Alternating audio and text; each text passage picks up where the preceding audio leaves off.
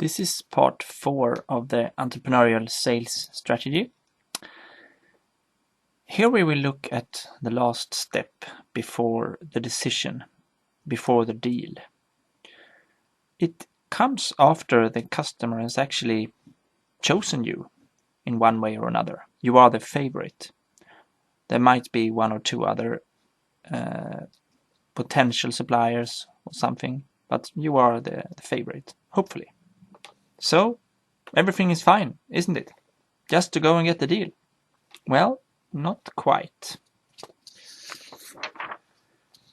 Actually, there could be a number of concerns after you are finished with the very structured part of deciding who to work with. And they are of a more psychological nature. If it's a big decision of some kind or a decision with a lot of risk, it can affect the customer's operation.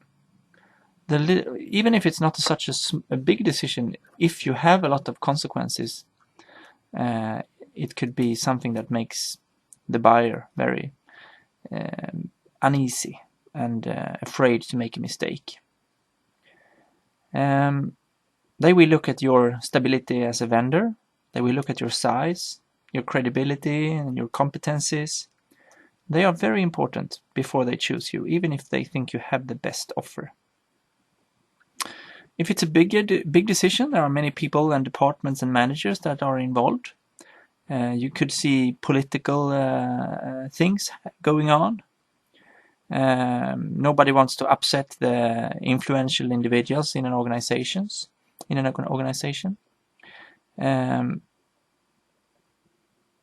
The people that are buying from you, doing the buying, if this becomes a failure, they could put their own career at stake. And on the other hand, if it becomes a success, it could boost their career. So these are things that are quite deeply psychological and people-oriented aspects. This could take a long time, could take months, even years. And in this time, there is a lot of opportunities to develop doubts and become aware of the risks that are out there. I mean, it of course gives the competitors a lot of time to do their job of influencing. You're not alone out there. Mostly, you're not. So questions that the customers potentially could ask herself is: will the equipment arrive on time?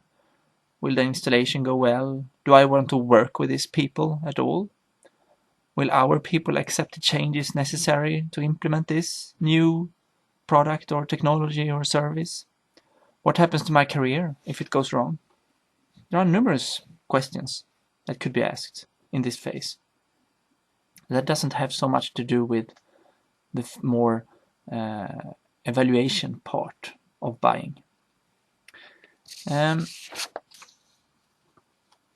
So some of the factors that increase the risk and then increase the possibility of this phase being a hurdle for you is if it's a large decision. What is the normal budget size for this person or this department? It could be good to compare that. Is it a high visibility decision? Will the big bosses high up in organization notice what happens, especially if it goes wrong? Do you have competitors that are better known? The old saying, nobody ever got fired from choosing IBM. It is equally valid today.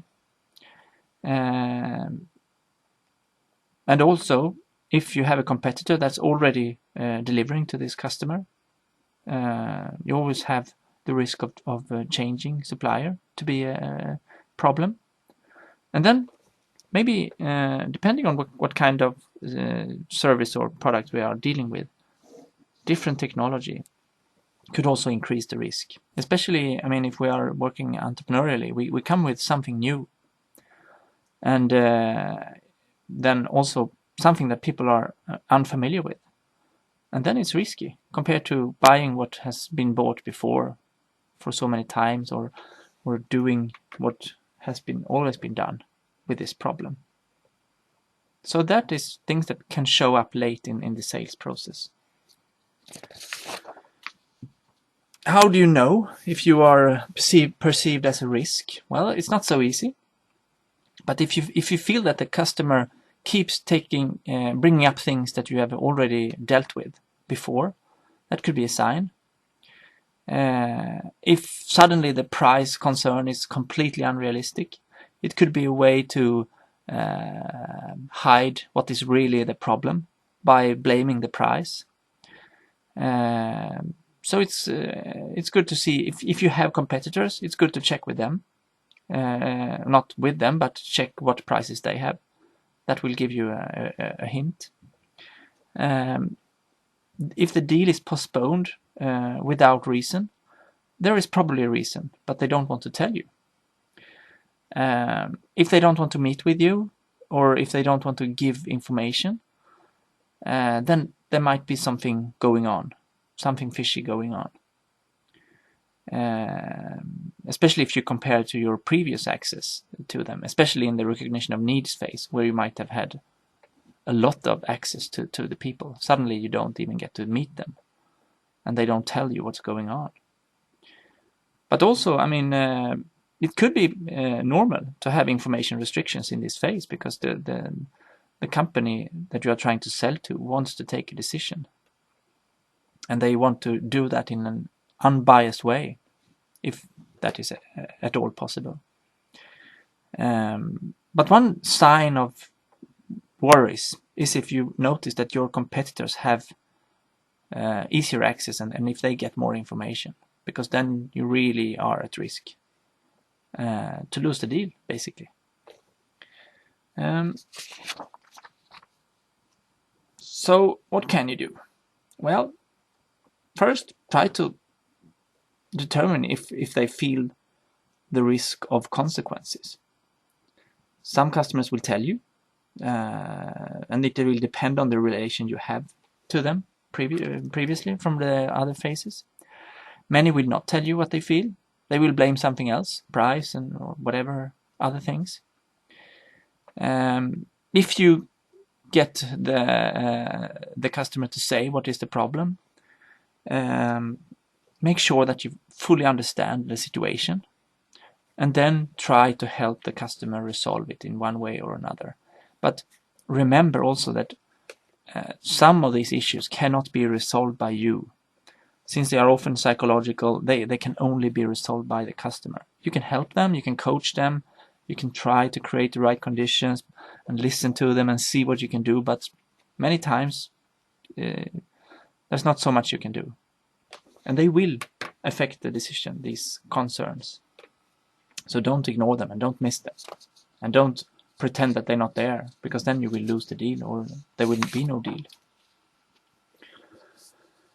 It's also good to know how the concern of price changes over time. Up here in the early phase, I mean, first here, it's a very important aspect. They don't want to start discussing with you unless the price is reasonably okay. Then they start caring much more about what are you selling and how are we going to use it, and so on. And at this same time, the price concern goes away, gets lower and lower and lower. And suddenly when you get to the end, you're almost at the contract down here. The price concern spikes like this. It goes way up. And if you're not aware of this, you can actually lose the deal on this, because you are unaware of this suddenly becoming such a very important question that you simply don't give it enough attention. So be aware of this. It happens many times like this. And of course, when prices become important in the end, it's time for negotiations, the final negotiations. And this is not the same thing as selling. You should not begin the negotiations too early. Don't make price concessions too early in the process. Because it is not the right way to generate interest. If people ask about the price, if they ask about price here, try to talk about what you are selling instead and say, well, we'll discuss the price later if you're interested. And then here is the negotiation phase, basically. This last phase here. Save all the negotiations to this phase. At least try to postpone them to this phase. And also, the consequences issues we discussed before, they are not really negotiable. You cannot bargain with price to solve those issues. So don't spend your money on that. Don't spend your possible profit from a deal on solving consequences issues. One way could be to try to handle these concerns before you enter negotiations. Not so easy many times, but if you can, try to do it like that. And then remember that price discounts, they are often less powerful than you think. And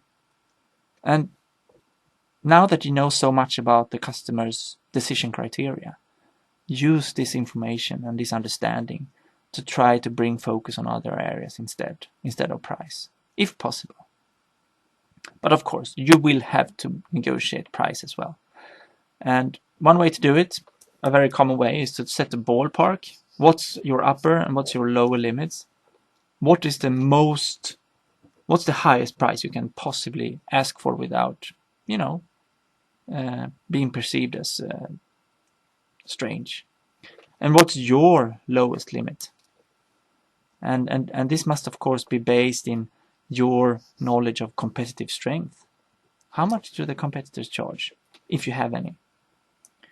And how is your offering similar or different from this?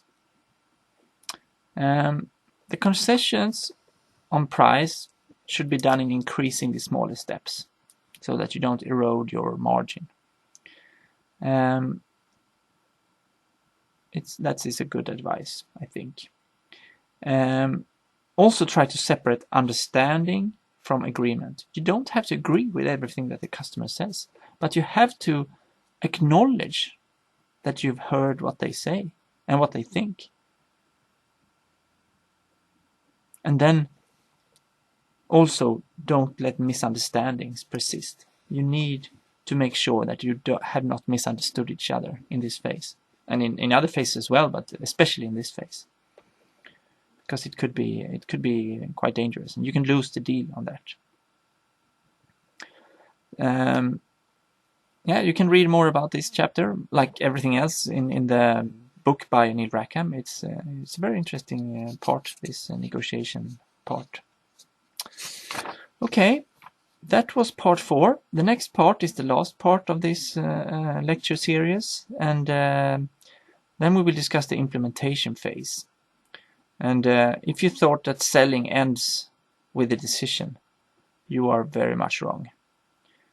It's actually implementation is a huge opportunity for sales, both to existing customers and to new potential customers.